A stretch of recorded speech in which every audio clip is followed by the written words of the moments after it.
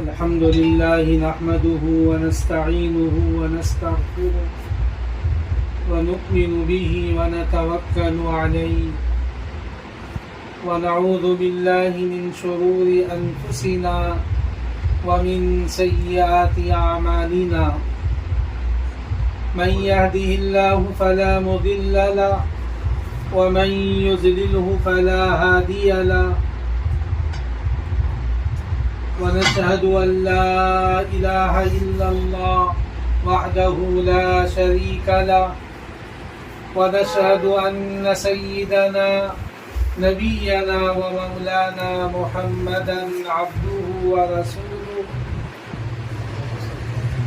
قال الله تبارك وتعالى أعوذ بالله من الشيطان الرجيم بسم الله الرحمن الرحيم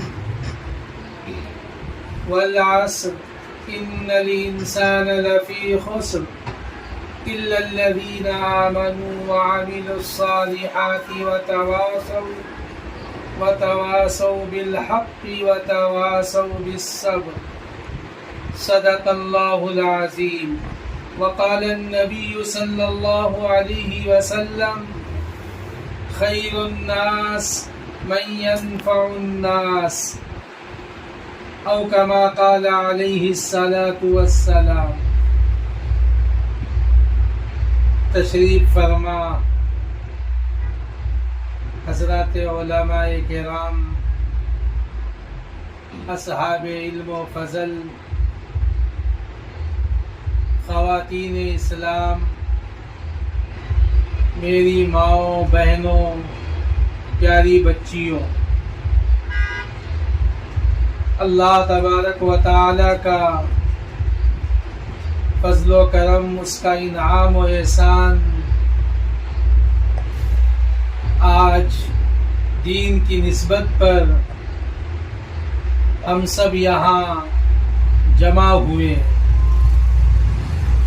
اور مقصد یہ ہے ہم دین کی بات کو سنیں گے، ہم اللہ کی بات کو سنیں گے، رسول اللہ صلی اللہ علیہ وسلم کی شریعت مطہرہ کے احکام کو سنیں گے، آپ کی تعلیمات اور آپ کی ہدایات کو سنیں گے، اور انشاءاللہ اس کے مطابق ہم اپنی زندگی گزاریں گے. خواتین اسلام، میں نے اس موقع پر قرآن مجید کی ایک سورہ مبارکہ تلاوت کیا ہے. والعصر ان الانسان لفی خسر الا الذین آمنوا وعملوا الصالحات وتواصوا بالحق وتواصوا بالصبر. اللہ تبارک و تعالی اس سورہ مبارکہ میں ارشاد فرماتے ہیں، قسم ہے زمانے کی. اللہ تبارک و تعالی کو اپنے بندوں سے قسم کھانے کی کوئی ضرورت نہیں. اگر اللہ نے زمانے کی، وقت کی قسم کھائی ہے تو مطلب یہ ہے کہ جو بات اللہ ہم سے کہنا چاہتے ہیں، اپنے بندوں سے اور بندیوں سے کہنا چاہتے ہیں، یہ بات خاص ہے، یہ بات اہم ہے، اس میں خاص پیغام ہے، خاص تعلیمات ہے، خاص سبق ہے. فرمایا والعصر ان الانسان لفی خسر، قسم ہے زمانے کی کہ سارے انسان نقصان میں ہیں، سارے انسان خسارے میں ہیں، گھاٹے میں ہیں. اب سوال یہ پیدا ہوتا ہے کہ اس نقصان سے، خسارے سے کون بچے گا اور کس طرح بچے گا؟ وہ کون سے اسباب ہیں، وہ کون سے احکام ہیں، وہ کون سے اعمال ہیں، وہ کون سی باتیں ہیں کہ جس پر ہم چلیں گے تو اللہ ہمیں نقصان سے بچائے گا، ہم خسارے سے بچیں گے، ہم گھاٹے سے بچیں گے۔ اللہ تبارک و تعالی نے ارشاد فرمایا الا الذین آمنوا وعملوا الصالحات وتواصوا بالحق وتواصوا بالصبر۔ چار چیزوں کو بیان فرمایا کہ نقصان سے بچنے والے وہ ہیں جو ایمان لائے۔ الا الذین آمنوا، ہمیں معلوم ہو گیا کہ اگر نقصان سے بچنا ہے تو ایمان ضروری ہے۔ آگے فرمایا وَعَمِلُوا الصَّالِحَاتِ، نیک اعمال، اچھے اعمال، ہماری زندگی میں اللہ کے احکامات ہوں، رسول اللہ صلی اللہ علیہ وسلم کی شریعت مطہرہ ہو، ہمارے عقائد درست ہوں۔ اگر ہمارے عقائد درست نہیں ہوں گے تو پھر ہمارے اعمال بھی صحیح نہیں ہوں گے۔ پہلی چیز ایمان، دوسری چیز اعمال صالحہ، تیسری چیز وتواصوا بالحق، حق کی وصیت۔ حق کی وصیت کیا ہے؟ علماء مفسرین نے لکھا ہے اچھی باتوں کا حکم دینا، دین کی باتوں کا حکم دینا، اللہ کو راضی کرنے والے عمل کی دعوت دینا۔ اور چیزیں ہیں آپ سوچتے چلے جائیں کہ خیر کی جتنی چیزیں ہیں یہ سب وتواصوا بالحق میں شامل ہے۔ اور چوتھی چیز وتواصوا بالصبر، صبر کی وصیت کرنا۔ علماء مفسرین نے لکھا کہ صبر کی وصیت سے نہیں عن المنکر ہے، برائیوں سے روکنا، غلطیوں سے روکنا، نافرمانیوں سے روکنا۔ جتنے گناہ کے اعمال ہیں، جتنے اعمال اللہ کو ناراض کرنے والے ہیں، خدا کے غضب کو دعوت دینے والے ہیں، ان سب اعمال سے روکنا نہیں عن المنکر ہے۔ تو ہمیں معلوم ہو گیا کہ اللہ نے جو ارشاد فرمایا کہ سارے انسان خسارے میں ہیں، سارے نقصان میں ہیں، نقصان اور خسارے سے کون بچے گا؟ جو ایمان لائے، نیک عمل کیے، اچھائی کا حکم دیں گے، برائی سے روکیں گے۔ خواتین اسلام، میری ماؤں اور بہنوں، اسلام میں آپ کا بہت اونچا مقام ہے۔ رسول اللہ صلی اللہ علیہ وسلم پر سب سے پہلے ایمان لانے والی ہم سب کی ماں ام المومنین حضرت خدیجۃ الکبریٰ رضی اللہ عنہا ہیں۔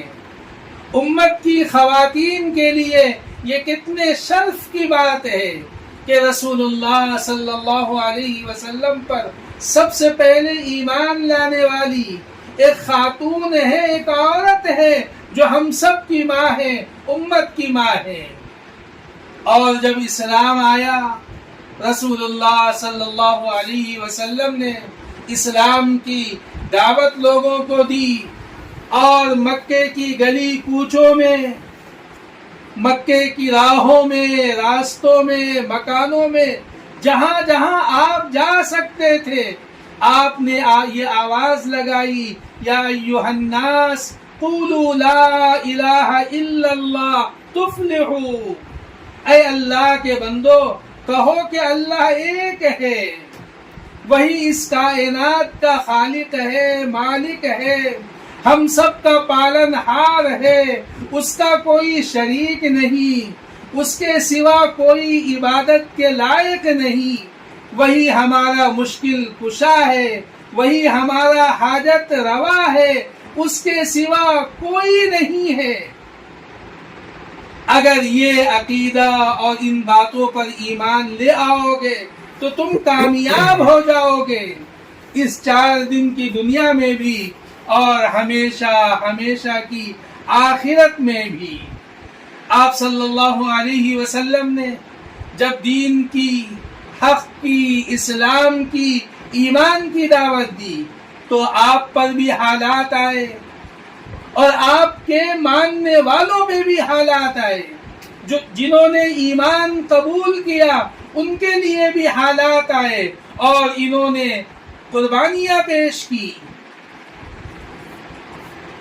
اس موقع پر خواتین توجہ سے سنیں کہ سب سے پہلے ایمان لانے والی بھی ام المومنین ہم سب کی ماں حضرت خدیجۃ الکبریٰ رضی اللہ عنہا ہیں، اور اسلام کی خاطر جو پہلی شہادت ہوئی اور جنہوں نے اسلام کی خاطر اپنی جان کو قربان کیا وہ بھی اس امت کی ماں حضرت سمیہ رضی اللہ عنہا ہیں۔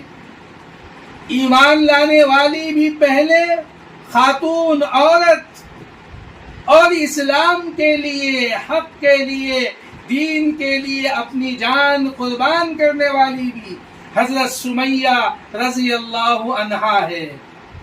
تو اس سے یہ معلوم ہوتا ہے کہ اسلام میں عورت کا بہت اونچا مقام ہے، اللہ کے نزدیک عورتوں کا بہت اونچا مقام ہے۔ اسی لیے قرآن مجید میں کسی سورت کا نام سورۃ الرجال نہیں رکھا گیا،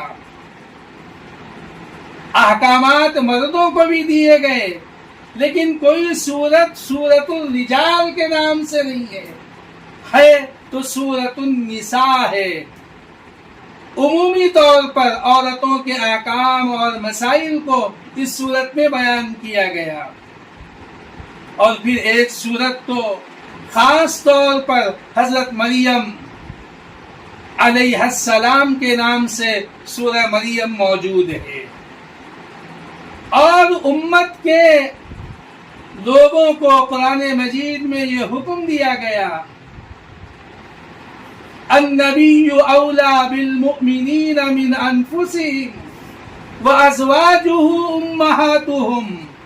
اے لوگو اچھی طرح سمجھ کے رکھو کہ تمہارے نزدیک تمہاری جان سے بھی زیادہ محبوب اور پسندیدہ یہ رسول اللہ صلی اللہ علیہ وسلم کی ذات گرامی ہے۔ النبی اولا بالمؤمنین من انفسہم، اور آگے ارشاد فرمایا وازواجہ امہاتہم، اور نبی کی بیویاں ازواج مطہرات یہ امت کی مائیں ہیں۔ ازواج مطہرات کا یہ مقام ہے، یہ مرتبہ ہے کہ اللہ کا سلام ان کو آتا ہے۔ جبریل امین علیہ السلام ازواج مطہرات کو آ کے سلام کرتے ہیں اور یہ شرف بخشا کہ یہ امت کی مائیں ہیں۔ ام المومنین حضرت ام سلمہ رضی اللہ عنہا ہم سب کی ماں ہیں، امت کی ماں ہیں۔ عبادت کا ان کو ذوق تھا، شوق تھا۔ فرائض کے بعد، فرض نمازوں کے بعد رات میں یہ عبادت میں مصروف ہوتی، نیند کا غلبہ آتا، نیند ان کو ستاتی اور ان کی عبادت میں رکاوٹ بنتی۔ قربان جائیے حضرت ام سلمہ رضی اللہ عنہا پر کہ رسی سے اپنے سر کے بال کو باندھتی اور چھت سے باندھ دیتی کہ عبادت کے دوران اگر نیند کا غلبہ ہوگا تو نیند کا جھٹکا لگے گا تو بال کھینچے جائیں گے اور نیند نہیں آئے گی۔ یہ ان کا اپنا انداز تھا کہ نیند نہ ستائے، عبادت میں نیند رکاوٹ نہ بنے۔ دیکھنے والوں نے دیکھا، گھر کے افراد یا دوسری خواتین تو کہا ام سلمہ یہ تم نے اپنا حال کیا بنا رکھا ہے؟ تو کہنے لگی کہ یہ حال اس لیے بنا رکھا ہے کہ میں اپنے رب کی جتنی عبادت کروں گی میرا رب مجھ سے اتنا ہی راضی ہوگا۔ اور میں جتنا عبادت کروں گی اپنے رب کے انعام کی میں حقدار اور مستحق بنوں گی۔ حضرت فاطمہ رضی اللہ عنہا دن میں بھی عبادتوں میں مصروف ہوتی، واقعات میں ہے کہ اپنے شہزادوں کو گود میں لے کر ہیں، گھر کا کام بھی کر رہی ہیں، چکی بھی چلا رہی ہیں اور قرآن پاک کی تلاوت بھی کر رہی ہیں، اور رات میں تو پھر عبادت ہی عبادت۔ حضرت فاطمہ رضی اللہ عنہا رات میں اپنے تمام کاموں سے فارغ ہو کر 2 رکعت نماز کی نیت باندھی، لمبا قیام کیا، کئی پارے قرآن کی تلاوت فرمائی، پھر لمبا رکوع کیا، سجدہ کیا۔ 2 رکعت ابھی مکمل نہیں ہوئے تھے، مسجد سے مؤذن نے اذان شروع کر دی۔ حضرت فاطمہ رضی اللہ عنہا نے جلدی سے اپنی نماز کو مکمل کیا اور اللہ کے حضور ہاتھ اٹھا کر دعا مانگی، اے اللہ، آپ نے اتنی چھوٹی رات بنائی کہ آپ کی بندی فاطمہ بنت محمد صلی اللہ علیہ وسلم اطمینان سے 2 رکعت نماز ادا نہیں کر سکی۔ آج ہمارا یہ حال ہے کہ ہم کئی گھنٹوں کے آرام کے بعد جب صبح میں اٹھتے ہیں تو زبان پر یہ شکوہ ہوتا ہے کہ رات اتنی جلدی گزر گئی، نیند پوری نہیں ہوئی، آرام نہیں ملا، خواہشیں پوری نہیں ہوئی، جذبات پورے نہیں ہوئے، جو تمنائے ارادے تھے کہ آرام ملے گا، سکون ملے گا، یہ کچھ نہیں ملا اور اتنی جلدی رات ہو گئی۔ ایک خواب بھی مکمل نہیں دیکھا، ایک خواب بھی پورا نہیں دیکھا اور یہ صبح ہو گئی، رات ختم ہو گئی۔ حضرت فاطمہ رضی اللہ عنہا اللہ سے یہ دعا مانگ رہی ہے، اے اللہ، آپ نے اتنی چھوٹی رات بنا دی کہ آپ کی بندی جو ہے 2 رکعت نماز اطمینان سے ادا نہیں کر سکی۔ آج جو امت مسلمہ کا حال ہے اور ہماری زندگی میں جو بے برکتی ہے اور جو بے چینی ہے، جو پریشانی ہے، جو ٹینشن ہے، اور وجہ کے ساتھ یہ بھی ہے کہ آج عبادتوں کا ذوق اور شوق ہمارے دلوں میں نہیں ہے۔ مردوں میں بھی اس کی کمی ہے، خواتین میں اس سے زیادہ کمی ہے۔ آج خواتین یہ سمجھتی ہیں کہ گھر کے کام و کاج کو ہم نے کیا اور بچوں کی دیکھ بھال کی، ان کی پرورش کی اور ان ذمہ داریوں کو ہم نبھایا تو کام ہمارا پورا ہو گیا اور اب جنت ہماری پکی ہے۔ ایسا نہیں ہے، یہ بھی ضروری ہے اور یہ بھی ذمہ داری ہے، لیکن ان ساری چیزوں سے پہلے اللہ کے احکامات کو پورا کرنا ہے۔ 5 وقت کی نماز کی پابندی اور اس کا اہتمام ضروری ہے۔ آج ہم دعائیں مانگتے ہیں لیکن نماز کا اہتمام نہیں تو ہماری دعائیں کہاں قبول ہوگی؟ نماز کا اہتمام ہو، ہماری مائیں، بہنیں، بیٹیاں، بچیاں گھروں میں نمازوں کا اہتمام کریں۔ جب نماز کا اہتمام ہوگا تو اس کی برکت سے اللہ ہماری دعاؤں کو بھی قبول فرمائے گا۔ کسی اللہ والے نے یہ لکھا ہے کہ نماز کا اہتمام ہماری روزی پر موقوف ہے۔ ہم چاہتے ہیں کہ ہمارے گھروں میں اللہ کی رحمت نازل ہو تو نماز کا اہتمام لازمی ہے۔ نماز کے بغیر ہم اللہ کی رحمت اور اللہ کی برکت کے خواہش مند ہیں تو یہ اس میں ہم کامیاب نہیں ہو سکتے۔ خواتین اسلام، میری ماؤں اور بہنوں، رسول اللہ صلی اللہ علیہ وسلم کا مبارک زمانہ ہے۔ مکہ المکرمہ سے اہل ایمان مدینہ منورہ کی طرف ہجرت کر رہے ہیں۔ ایک صحابی ہے جن کا نام ہے ابو سلمہ۔ عرب کے علاقے میں ماں باپ کو بچوں کے نام سے پکارا جاتا تھا اور اسے کنیت کہتے ہیں، یعنی انہوں نے اپنے بچے کا نام سلمہ رکھا تو ان کو پکارا جاتا ابو سلمہ، سلمہ کے ابا، اور ان کی بیوی کو کہا جاتا ام سلمہ، سلمہ کی امی۔ دونوں ایمان لائے، دونوں صحابی ہیں، حضرت ابو سلمہ رضی اللہ عنہ اور حضرت ام سلمہ رضی اللہ عنہا۔ ان کا بچہ ہے سلمہ۔ حدیث کی کتابوں میں ہے کہ یہ میاں بیوی دونوں کے درمیان بہت محبت تھی، بہت الفت تھی، بہت چاہت تھی، بہت خوشی اپنی زندگی گزار رہے تھے۔ اور اہل ایمان مدینہ منورہ ہجرت کرنے سے پہلے حبشہ کی ہجرت کیے تو اس ہجرت کرنے والی جماعت میں بھی یہ میاں بیوی دونوں شامل تھے، حضرت ابو سلمہ اور حضرت ام سلمہ۔ یعنی دین کے خاطر انہوں نے قربانیاں بھی دی اور شروع سے دی۔ اب مسلمان ایک ایک کر کے مدینہ منورہ ہجرت کر رہے ہیں، اور ان کا 3-4 سال کا وہ بچہ سلمہ بھی ان کے ساتھ ہے۔ میاں بیوی میں بہت محبت ہے۔ مائیں بہنیں اس واقعے کو توجہ سے سنیں۔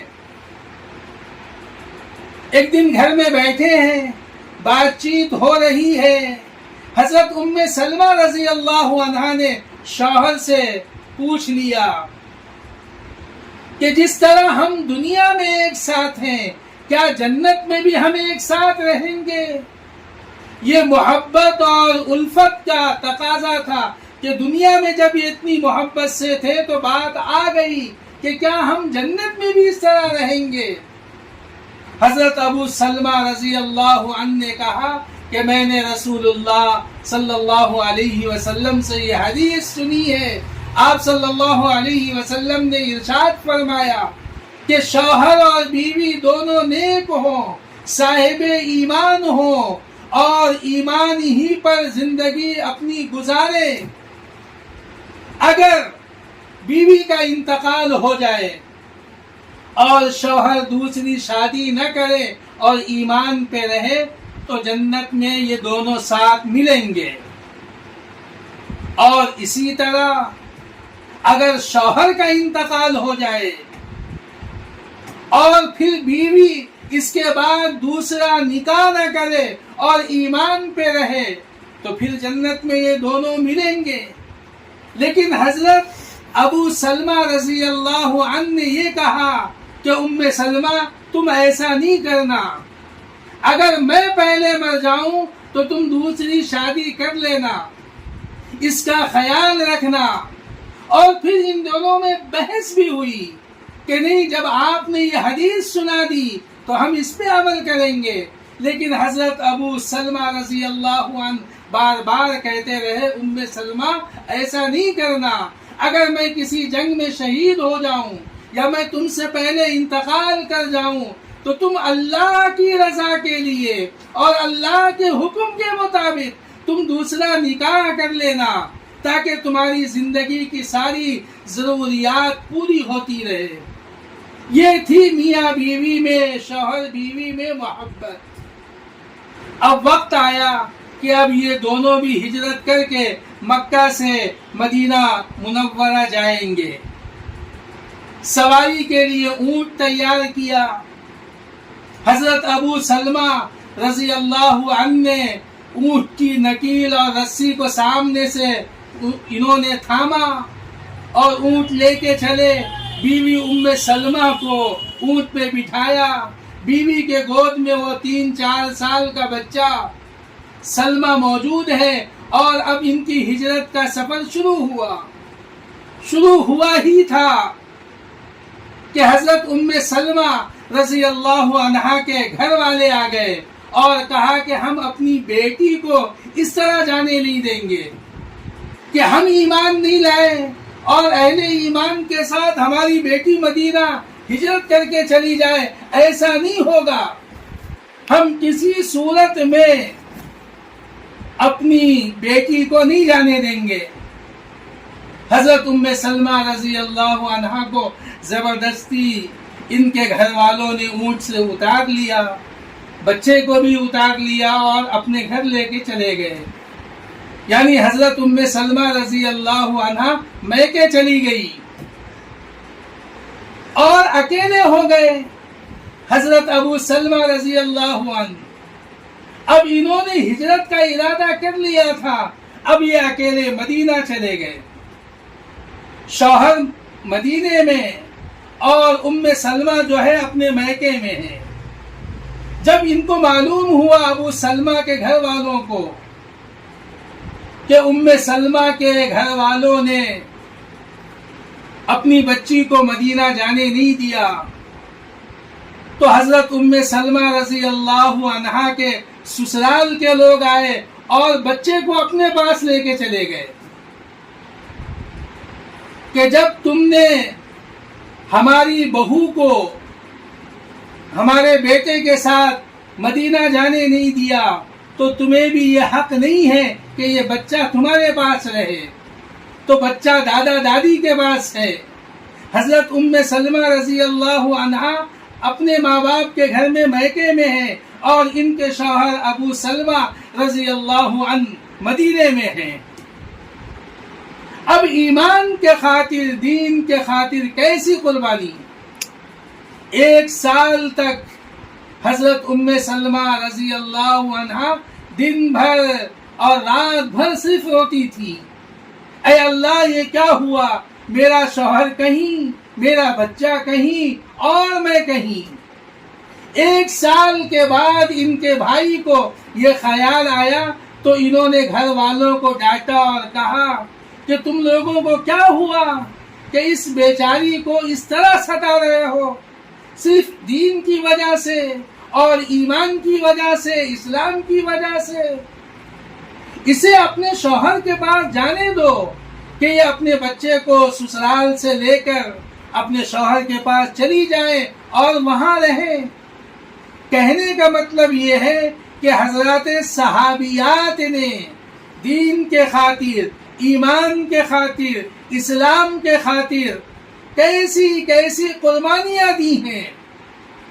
اب 1 سال کے بعد ان کے سفر کا انتظام ہوا اور حضرت ام سلمہ رضی اللہ عنہا اپنے بچے کو لے کر مدینہ گئی، اکیلے جا رہی تھی۔ راستے میں ایک صحابی رسول صلی اللہ علیہ وسلم ملے، پوچھا کہ کہاں جا رہی ہو، تو اپنا واقعہ اور قصہ بتایا۔ ان کو رسول اللہ صلی اللہ علیہ وسلم نے مدینہ سے مکہ بھیجا تھا کہ مسلمانوں کی خبر لیں، اور جو لوگ ہجرت کر کے مکہ سے مدینہ آ رہے ہیں، درمیان میں راستے میں اگر کسی کو کوئی ضرورت ہو تو ان کی ضرورتوں کا انتظام کیا جائے۔ وہ صحابی رسول صلی اللہ علیہ وسلم ان کے ساتھ ہوئے اور ان کو مدینہ منورہ تک پہنچایا، اور جب مدینہ پہنچے تو معلوم ہوا کہ حضرت ابو سلمہ رضی اللہ عنہ قبا کے محلے میں ابھی ٹھہرے ہوئے ہیں، مقیم ہیں۔ تو یہ صحابی وہاں پہنچا کر کہ تمہارے شوہر یہی ہیں، تمہیں مل جائیں گے، اور پھر مکہ واپس آئے۔ مکہ سے مدینہ 500 کلومیٹر کی دوری ہے۔ اندازہ لگائیں کہ ان حضرات نے دین کے خاطر، ایمان کے خاطر، اسلام کے خاطر کیسی کیسی قربانیاں دی ہیں۔ اور آج ہمارا یہ حال ہے کہ ذرا سا موسم ٹھنڈا ہے تو ہم ٹھنڈے پانی میں وضو کرنا ہمارے لیے مشکل ہے، ذرا سی موسم کی تبدیلی ہے تو یہ ہمارے لیے پریشانی کا باعث ہے، اور صحابہ اور صحابیات نے تو اسلام کی خاطر اپنی جان کو قربان کر دیا اور اپنی جان کی بازی لگا دی، اور ان کا ایک ہی مقصد تھا کہ دین ہماری زندگی میں زندہ ہو، دین ہمارے گھروں میں زندہ ہو، دین ہماری نسلوں میں زندہ ہو، اور دین ہمارے معاشرے میں زندہ ہو۔ اللہ تبارک و تعالی نے امت کی ماؤں کو بہت ذمہ داریاں دی ہیں، اسی لیے کہا گیا کہ بچوں کے لیے پہلا مدرسہ اور پہلی تعلیم گاہ یہ ہر ماں کی گود ہے۔ اگر ماں دیندار ہوگی تو بچہ بھی دیندار ہوگا، ماں نمازی ہوگی تو بچہ بھی نمازی ہوگا، اور اگر ماں میں دینداری نہیں تو بچوں میں بھی دینداری نہیں ہوگی۔ اگر ماں نمازی نہیں ہوگی، ماں کی زندگی میں اللہ کے احکامات نہیں ہوں گے، رسول اللہ صلی اللہ علیہ وسلم کی شریعت مطہرہ نہیں ہوگی، تو بچوں میں بھی دین نہیں ہوگا۔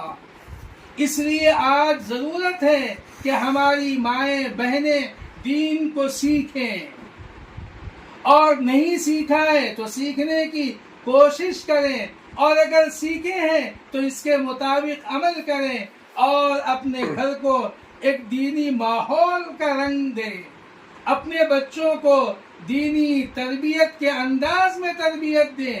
یہی اسلام کا مقصد ہے کہ ہماری نسلوں میں دین پہنچے، ہماری نسلیں دیندار ہوں، ہماری نسلیں اللہ کو پہچانے، رسول اللہ صلی اللہ علیہ وسلم کا مبارک نام صرف اپنی زبان سے نہ لیں، بلکہ آپ کی جو شریعت مطہرہ ہے اس کے مطابق ہم اپنی زندگی گزاریں۔ آج ہماری کتنی مسلم خواتین ہیں جن کو حجاب اور پردے کا کچھ علم نہیں۔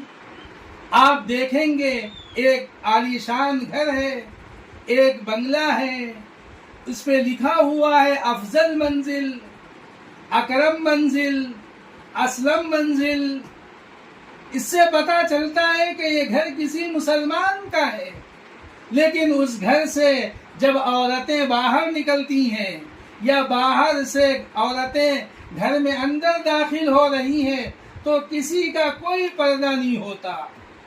نام ہے کہ مسلمان کا گھر، لیکن عورتوں میں کوئی دینداری نہیں، عورتوں میں اسلامی شریعت کا کوئی لحاظ نہیں، بس بے پردہ آ رہے ہیں جا رہے ہیں، شریعت سے ان کا کوئی تعلق نہیں، اللہ کے احکامات سے ان کا کوئی تعلق نہیں، رسول اللہ صلی اللہ علیہ وسلم کی شریعت مطہرہ سے کوئی تعلق نہیں۔ رسول اللہ صلی اللہ علیہ وسلم نے اپنی چہیتی بیٹی حضرت فاطمہ رضی اللہ عنہا سے کہا، بیٹی تو اس خیال میں نہیں رہنا کہ تو محمد الرسول اللہ کی بیٹی ہے، تو امام الانبیاء کی بیٹی ہے، تو رحمت للعالمین کی بیٹی ہے، تو خاتم النبیین کی بیٹی ہے۔ اس خیال اور گمان میں بیٹی کبھی نہیں رہنا، قبر میں تجھ سے تیرے اعمال کے بارے میں پوچھا جائے گا، تیرے نسب اور حسب کے بارے میں تجھ سے نہیں پوچھا جائے گا کہ تو بیٹی کس کی ہے، تو بیوی کس کی ہے، تو ماں کس کی ہے۔ اعمال سے زندگی بنتی ہے، اور اعمال ہی سے اللہ ہم سے راضی ہوتے ہیں۔ حضرت فاطمہ رضی اللہ عنہا کی مبارک زندگی ایسی تھی کہ کبھی کسی غیر نے حضرت فاطمہ رضی اللہ عنہا کو نہیں دیکھا۔ اسی لیے جب ان کا آخری وقت آیا تو اپنے تاجدار حضرت علی رضی اللہ عنہ سے کہنے لگی، علی اگر دن میں میرا انتقال ہو جائے تو میرا جنازہ رات کے اندھیرے میں اٹھانا، کہ کوئی غیر کی نظر میرے جنازے پہ بھی نہ جائے، اور کوئی غیر میرے جنازے کو بھی نہ دیکھے، میری میت کو بھی نہ دیکھے۔ اور آج حال یہ ہے کہ کہیں کسی خاتون کا انتقال ہو جائے، غیر مرد حضرات بھی جا جا کے دیکھتے ہیں کہ بھئی کس کی بیٹی ہے اور کس کی بیوی ہے اور کس کی بہن ہے. تو حضرت فاطمہ رضی اللہ عنہا نے ایسی پاکیزہ زندگی گزاری. اسی کا یہ نتیجہ ہے کہ جنتی عورتوں کی سردار جنت میں حضرت فاطمہ رضی اللہ عنہا ہوں گی. بس آخری بات کہہ کر میں اپنی بات کو ختم کروں کہ میدان حشر ہوگا، نفسی نفسی کا عالم ہوگا، کوئی کسی کا نہیں ہوگا. اور میدان حشر میں بھی کئی منظر ہوں گے.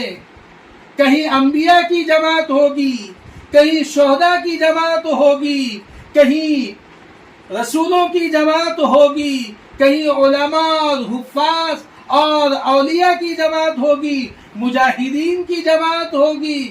میدان حشر کا ایک منظر یہ بھی ہوگا کہ لوگ اپنے گناہوں کے بقدر پسینے میں ڈوبے ہوئے ہوں گے.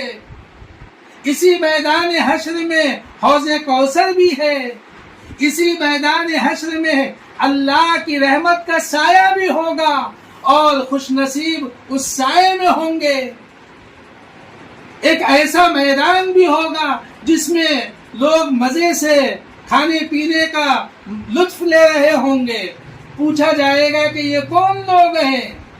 جواب دیا جائے گا یہ امت کے وہ لوگ ہیں جنہوں نے زندگی میں کبھی روزے کو قضا نہیں کیا، روزوں کا اہتمام کیا، اللہ کے حکم پہ روزہ رکھتے تھے، بھوکے اور پیاسے رہتے تھے. آج میدان حشر کا یہ نفسی نفسی کا عالم ہے. یہ میدان ہے جس میں یہ اللہ کی نعمتوں سے مزہ لے رہے ہیں اور لطف اندوز ہو رہے ہیں. اب جو بات میں آپ سے کہنا چاہ رہا ہوں میری ماں اور بہنوں، وہ یہ بات ہے کہ اسی میدان حشر میں پل صراط بھی ہوگا، اور اس پل صراط پر سے سب کو گزرنا ہے. ہم آسانی سے کہتے ہیں اور یہ عالم مثال میں ہے کہ پل صراط بال سے زیادہ باریک ہوگا، تلوار سے زیادہ تیز ہوگا، اور یہ 500 سال کے سفر کے برابر ہوگا.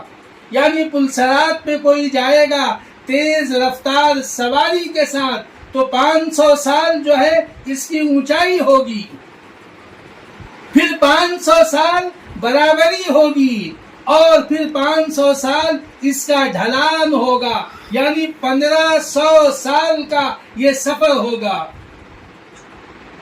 لیکن انبیاء اور جو رسول ہیں وہ تو بجلی کی طرح گزر جائیں گے. 1500 سال کا سفر پلک جھپکنے سے پہلے یہ پار ہو جائیں گے.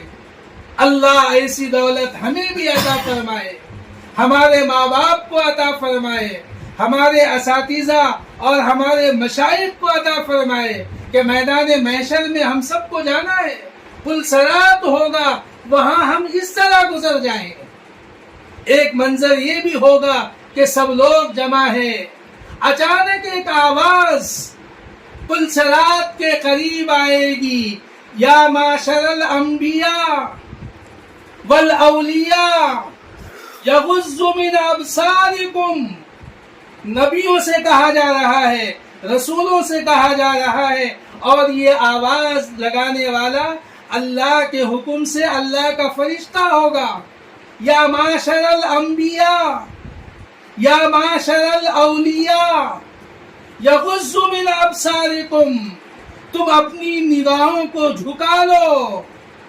آدم صفی اللہ سے کہا جائے گا، ابراہیم خلیل اللہ سے کہا جائے گا، اسماعیل ذبی اللہ سے کہا جائے گا، موسیٰ کلیم اللہ سے کہا جائے گا، عیسیٰ روح اللہ سے کہا جائے گا کہ اپنی نگاہوں کو چھپا لو. اے ابدالو، اے غوثو، اے قطبوں، ان تمام حضرات سے کہا جائے گا کہ اپنی نگاہوں کو چھپا لو. اب امام الانبیاء سرکار دو عالم صلی اللہ علیہ وسلم کی بیٹی حضرت فاطمہ پل صراط سے گزرنے والی ہے. تو یہ مقام اللہ نے اس لیے دیا کہ انہوں نے اللہ کے حکم کو اپنی زندگی میں بجا لایا کہ جان چلی جائے لیکن اللہ کا حکم پورا ہوگا، جان چلی جائے لیکن رسول اللہ صلی اللہ علیہ وسلم کی شریعت پہ عمل ہوگا۔ اللہ تبارک و تعالی ہم سب کو اس بات کی توفیق دے کہ ہم 4 دن کی اس دنیا میں اللہ کے حکموں کے مطابق اور رسول اللہ صلی اللہ علیہ وسلم کی شریعت مطہرہ کے موافق اپنی زندگی گزاریں۔ خواتین اسلام، میری ماؤں اور بہنوں، یہ مکتب اصحاب صفہ جس کا آج جلسہ بھی ہے، اور یہ سن کر بہت خوشی بھی ہوئی کہ یہاں جو بھی نظام قائم کیا گیا ہے وہ بہت ترتیب کے ساتھ کیا جا رہا ہے، اور بچوں کا اتنا اچھا یونیفارم اور پھر نظام، اس میں جو ہماری مائیں بہنیں ہیں ان کی بھی بہت قربانیاں ہیں۔